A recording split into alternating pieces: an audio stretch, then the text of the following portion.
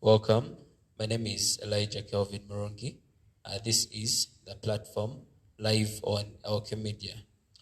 So, ladies and gentlemen, right now I want to take the absolute honor to thank each one of you that has been with us on the platform from where we began and where we are. We want to say that we appreciate your efforts for those that keep on sharing our content, those that keep liking, and also giving us recommendations and feedback on what we can do and on what we can be able to discuss and also deliberate on. So right now, I want to take this opportunity to welcome our guest or our panelist that has made it today on the platform. His name is Mr. Innocent Turiahikayo, who is the coordinator Inspire Africa and also a politician who stood for Member of Parliament in the Member of Parliament elections, that is in 2021 2026. This is not the first time that he's here.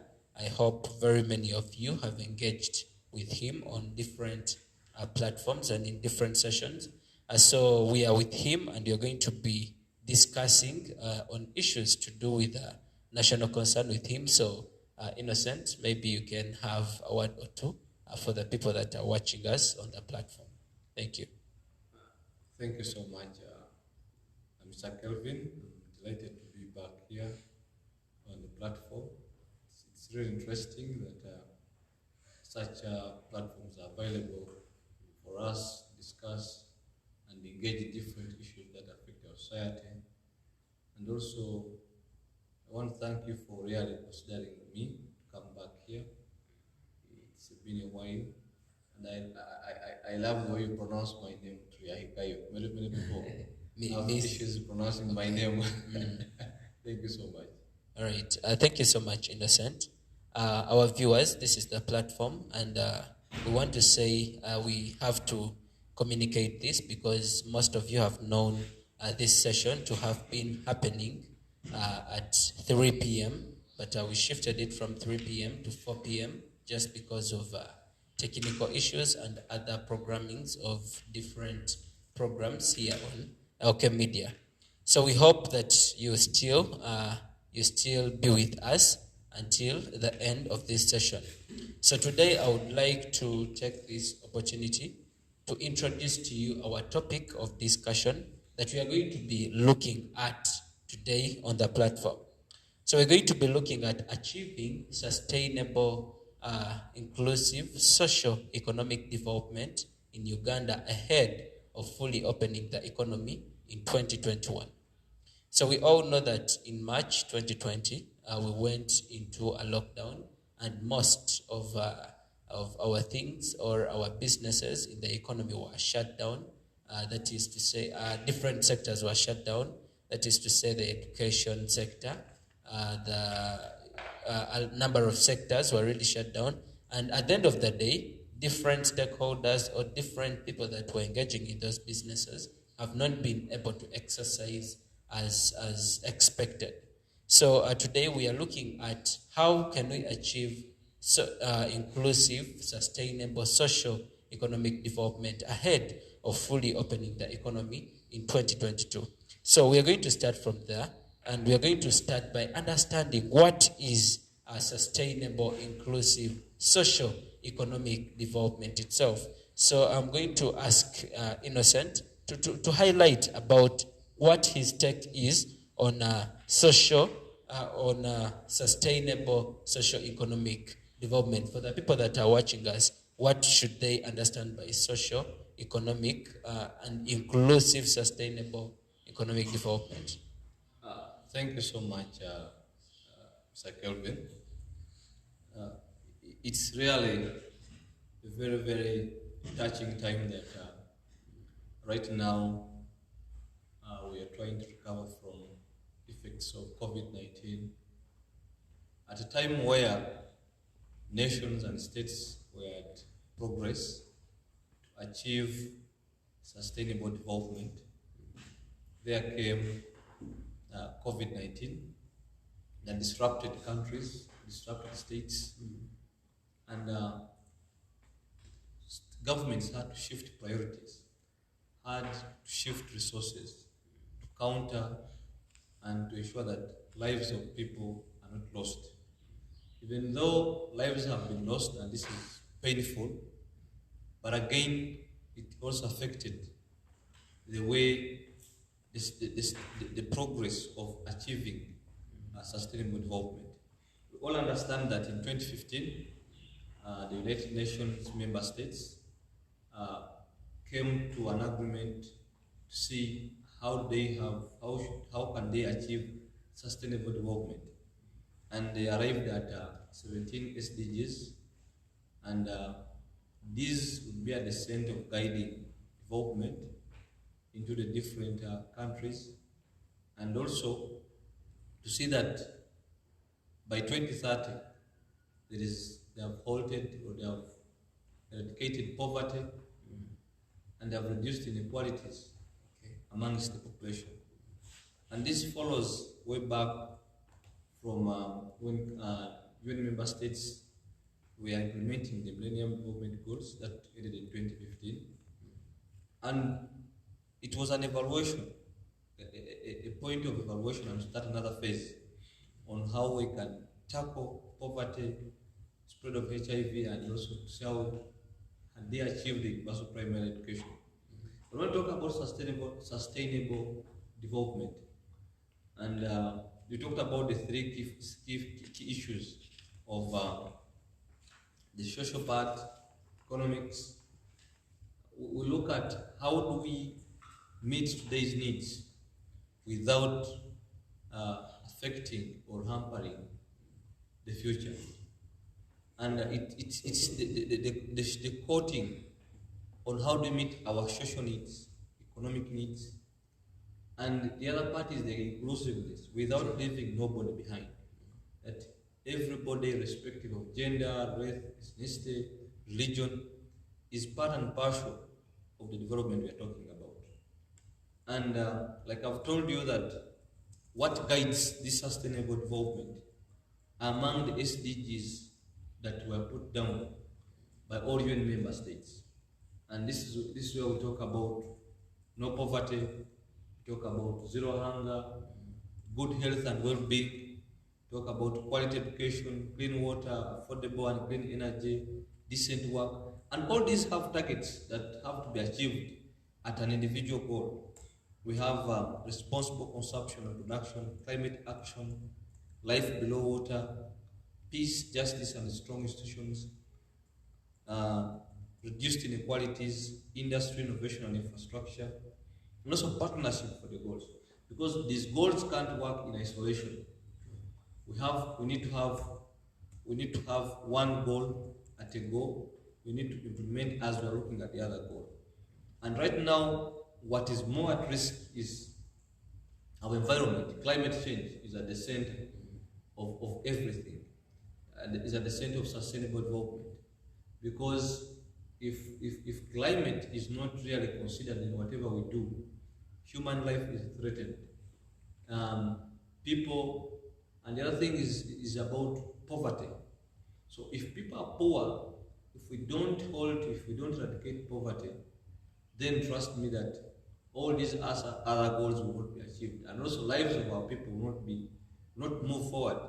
And also we look at inequality. There's a lot of inequality in our communities, in our societies, and this is something we also have to tackle. So, like the theme talks about how do I achieve sustainable development and inclusive sustainable development with all these aspects. That's how I can break this issue of an inclusive development, that we need to move at the same pace with others. Okay. And therefore, one of the other things we have to tackle is ending poverty and ensuring that climate is also considered and put into place. Okay. All right. Thank you so much, Innocent, for that highlight. Ladies and gentlemen that are just joining us right now, this is the platform live on Elkem Media. So we request, if you have any submissions, you can use our hashtag. That is the platform hash, the platform. so that we can be able to get your feedback and what you're trying to deliver on during this session.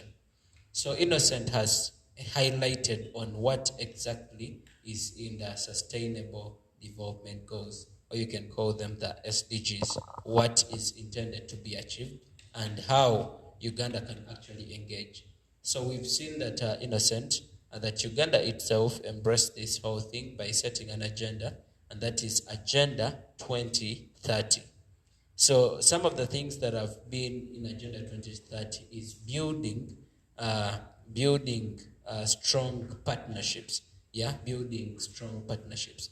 And then the way of building strong partnerships, I'm seeing quite Uganda letting in quite a number of investors. Talk about the Chinese, talk about the Indians, talk about each and every investor that is within this country. So now let us start from there. The mode that Uganda is actually using to see that we have investors in the country. For example, like the Chinese, we have seen that Uganda has about two visions, leaving alone the Agenda 2030, but there is also Agenda 2040 or the Vision 2040, that is being a middle class economy, right? And it achieving that, we've seen some of the things that it has started with is making sure that at least we have strong and proper infrastructure. So I'm now getting to the whole issue of having Chinese do quite a number of projects in a country like Uganda. So what is the position? What is the position of the Chinese in this whole economy? Because when you go back to how they're actually relating, you'll get to know that all the projects that they're actually doing, they are to be paid back. They're actually we are taking in debts. You understand? Early this week, I've been seeing people that have been posting. Yes, it could have been just funny or the usual of posting, but someone said that the debts that this country is actually taking in on from the Chinese, and we're going to reach a stage or a level whereby we cannot be able to pay back as much as they are long-term loans in 40 years, whatever years. So doesn't that infringe on our sovereignty as a country as we achieve this agenda and also the Vision 2040? Uh, Thank you so much. One, we have to acknowledge that our economies, for example, Uganda in particular, have not reached there, and our budget always is largely financed by external resources. Okay. And this is where we get loans, we get grants from IMF, from other governments like you've talked about the Chinese. And right now, the Chinese are playing a very, very crucial part in our economy. Yes. Whereby they're investing in a lot of money. But you should also understand why are the Chinese so much interested in Africa and in Uganda in particular. One is that they also have a stake in taking up local resources or raw materials for their industries. Okay. Back in China. We have had a scenario where sand has been mined in Lake Victoria in an understandable manner. It has caused alarm. Our forests are being depleted at the expense of us not knowing how are the forests going. And there are things that China is not pro-democracy. And our African governments do not want people who check their legitimacy, check their powers. So if you check the powers of government, that means they are bound not to work together. So there are things that the country has gone into a fiscal deficit, whereby the loans that we are getting are becoming more than we can consume. But our question would be, what are these loans doing for our country? We're investing in a lot of infrastructure. What is this infrastructure doing? Are people utilizing these infrastructures? Okay. Actually, that takes me to the whole idea of inclusiveness. So in You see, when you're trying to achieve development, this is a collective responsibility. This is not something that the government can actually do without its people. More especially when it goes back to the young people, when it goes back to the women, we need that kind of inclusiveness. So, on a scale, maybe let us rate on a scale of 1 to 10, do you think the young people, the population itself, and more especially also the women, because these are people that are the gist of the whole process.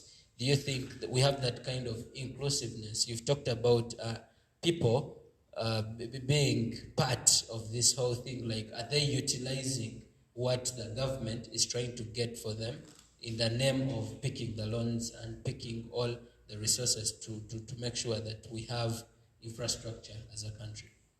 Now, the resource, the loans and the money we are getting to invest in infrastructure is not doing what is supposed to be done. Okay. Because you construct a road from Hoima to Kaisotonia in guise of oil.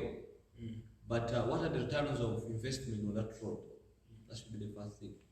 Are the farmers in that area equipped with the necessary skills, capacity to produce so that they can use that road to transport food? Our young people involved in the production sector, they are not.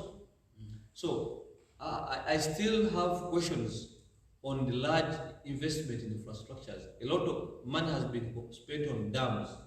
A lot of money, for example, on Karuma, a lot of money has been spent on it.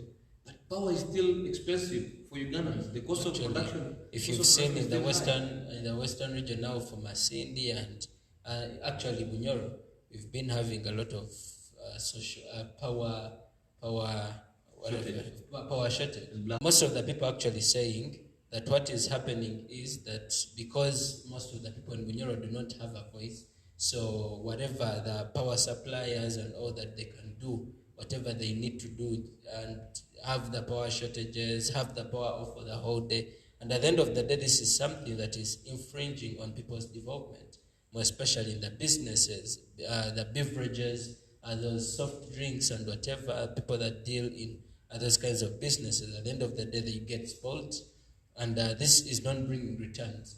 Yeah, you can pick from there. The country is still investing in so much into the hard economy, whereby the largest population, which are young people, are not part of.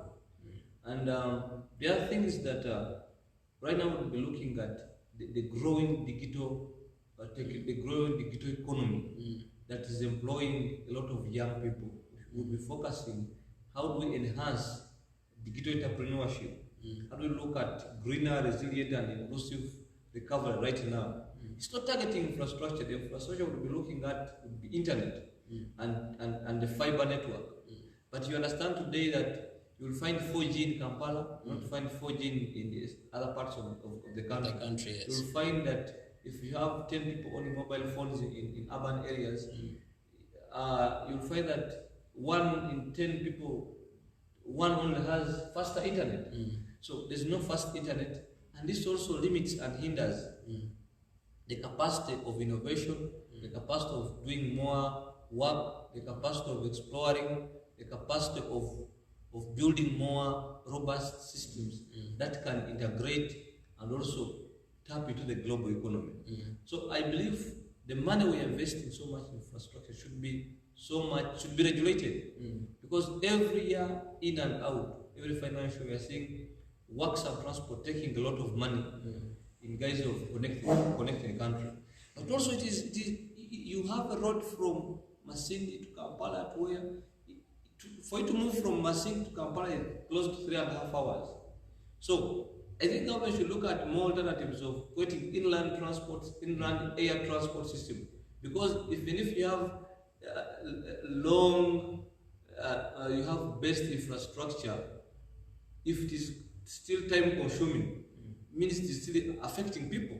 People are not doing their businesses and other activities within time. They still spend a lot of time on the road.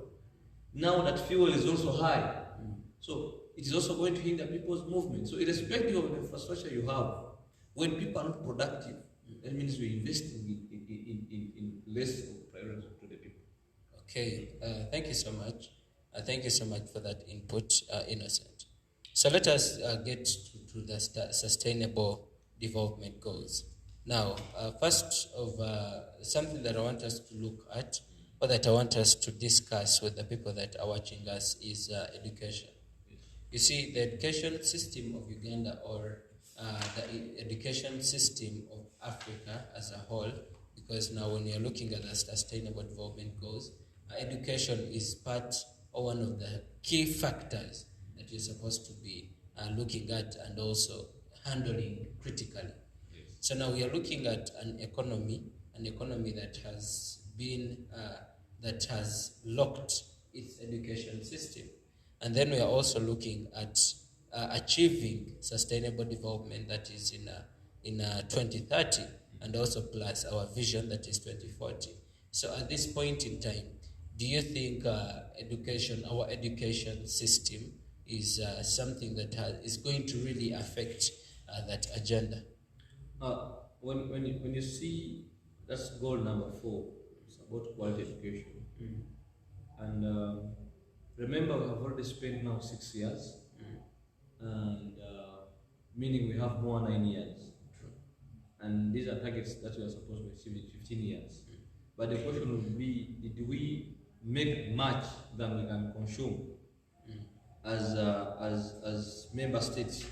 But also now as a country, we have lost 2 years of school-going children, meaning you have almost 1.7 million students out of school who are affected by COVID-19.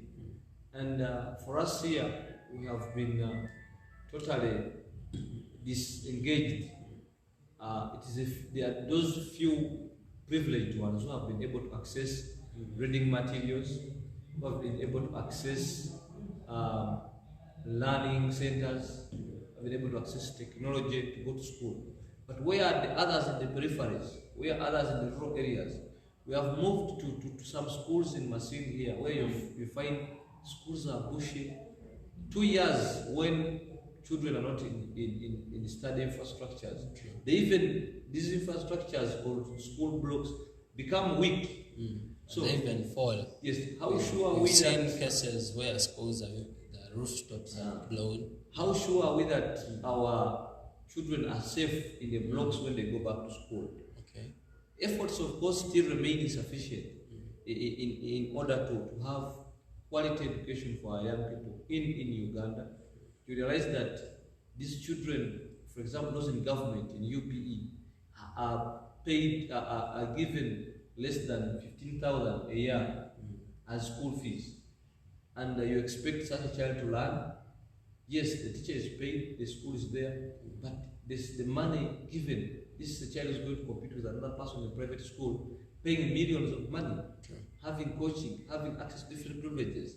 So there's still a lot that we need to do. Now, the other thing is that amid this COVID-19, a lot of young girls have dropped out, have gotten pregnant, and some are not sure whether by the time of opening schools they will have delivered, or do they still remember what they used to study?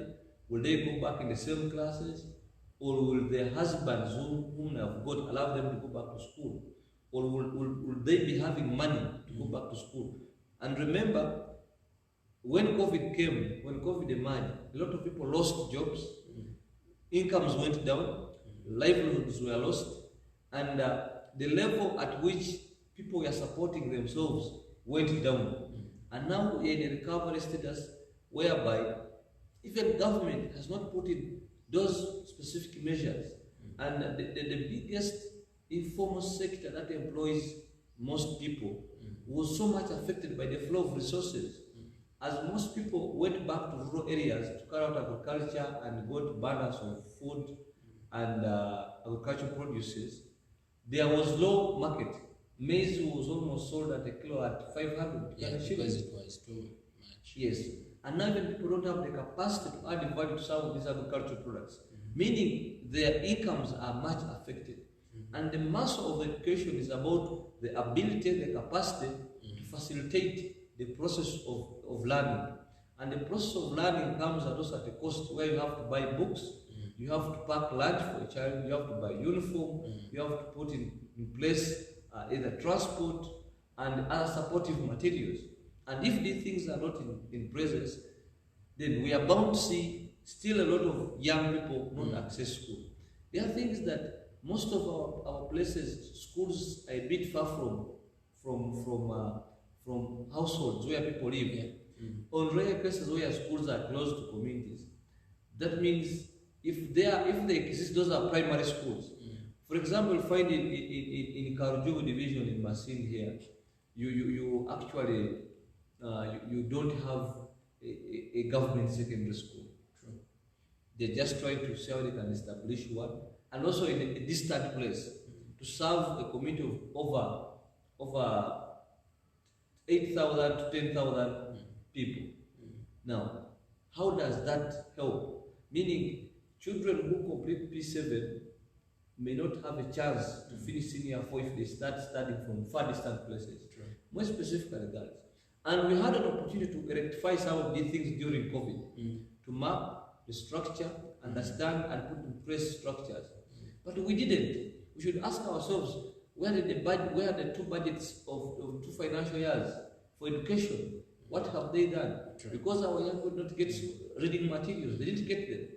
So where are they? So right now, actually, what you're trying to bring out is we would be looking at having a roadmap, at least for a clear roadmap on how every child can actually get back to school, right? Yes. So maybe, Innocent, what would be some of the recommendations on education in particular? Because the fact is we've had reports, different organizations, different institutions have carried out surveys, they have tried to support these young girls and young women and boys on a whole. So, and at the end of the day, we've seen overwhelming numbers, of young girls that have really gotten pregnant, others have been forced into marriages, and that is hindering our education sector.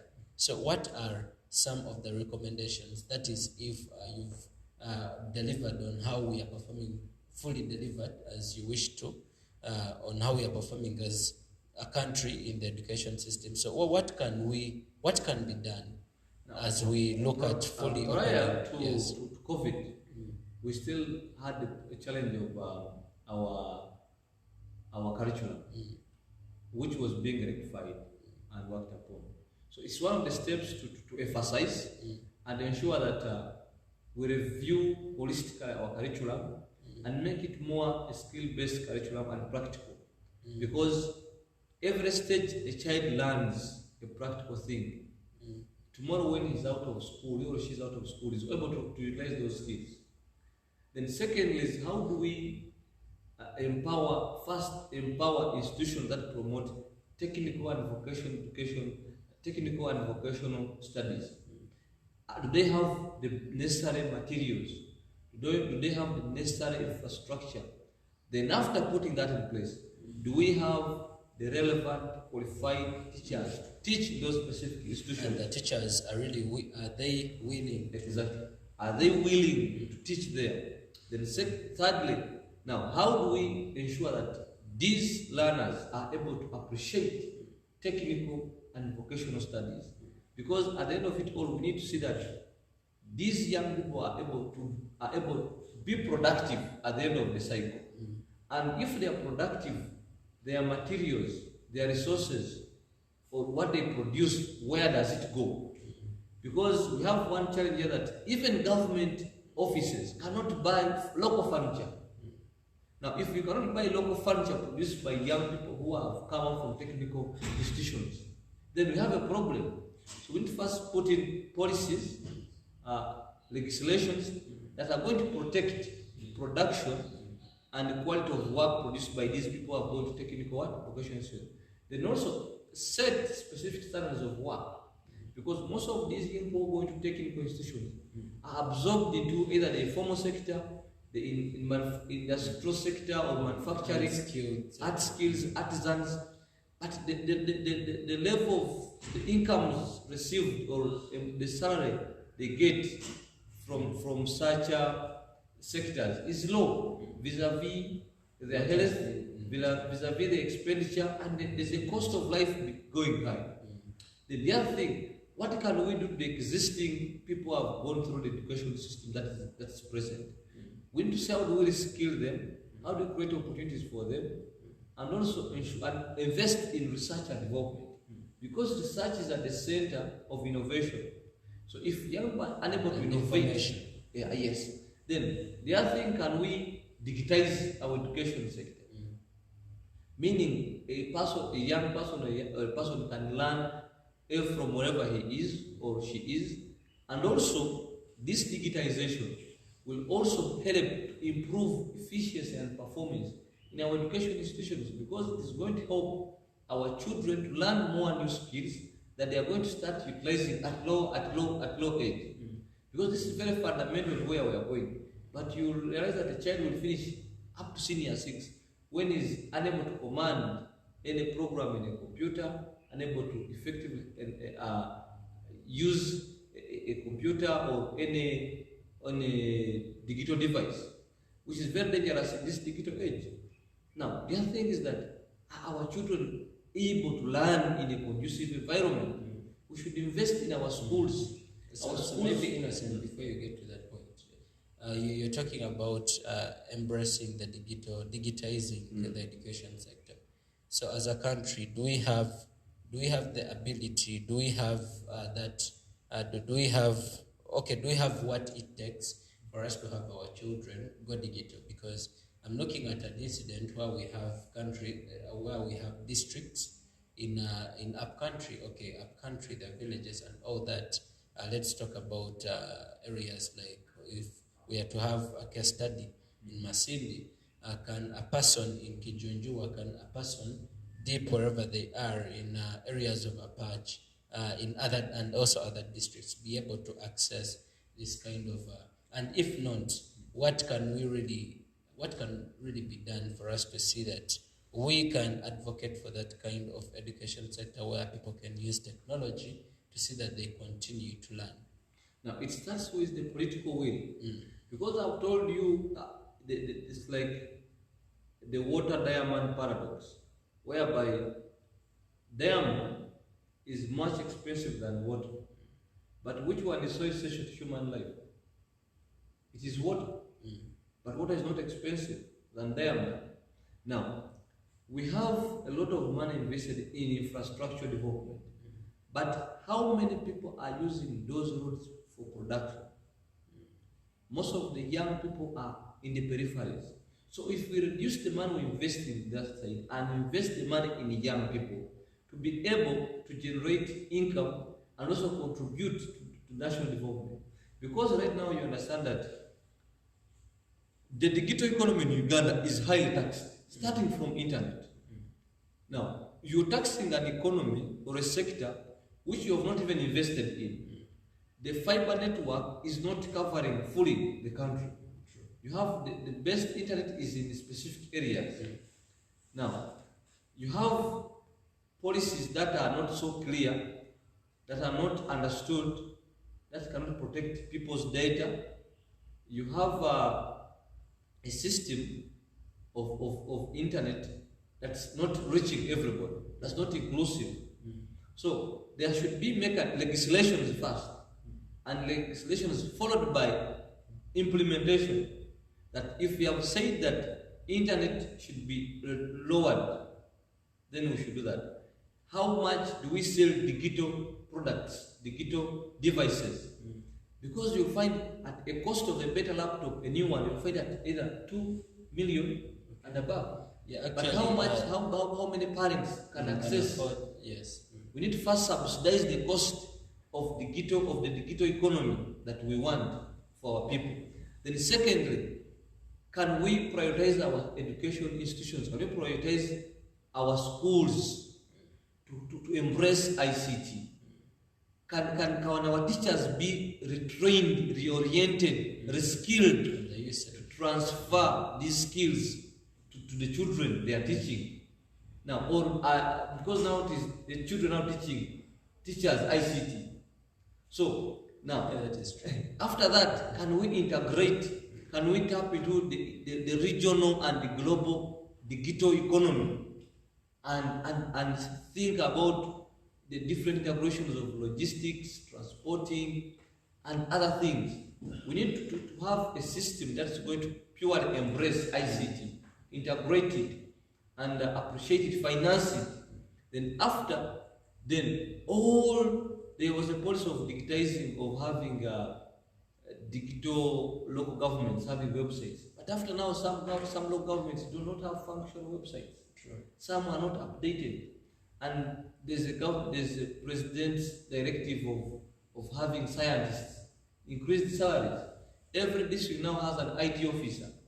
But what is the level of innovation and creativity of the district IT officer? And what is he doing anyway? What is he doing? So those are, every school should actually have an ICT laboratory, but can the government afford it? Okay. So Innocent, at that point, I'm looking at, I'm going to read through a few comments that we have here, but maybe before I read them, yes, what you're talking about looks to be something that is achievable, but this is not, I don't think this is realistically, and being specific, I don't think this is something that can be embraced by 2020. So what are some of the recommendations you'd give by 2022 as we look at fully opening the economy on the education sector? What are those short-term solutions that can be embraced quickly by the government, by the stakeholders, like the schools, and even the parents themselves on that issue? Now, Mr. Kelvin, have to be very sincere that if you want to have sustainable development, if you want to have inclusive development, you'll have to take a break of an ice and accept certain things. Because for 2 years, we cannot have short-term or quick fix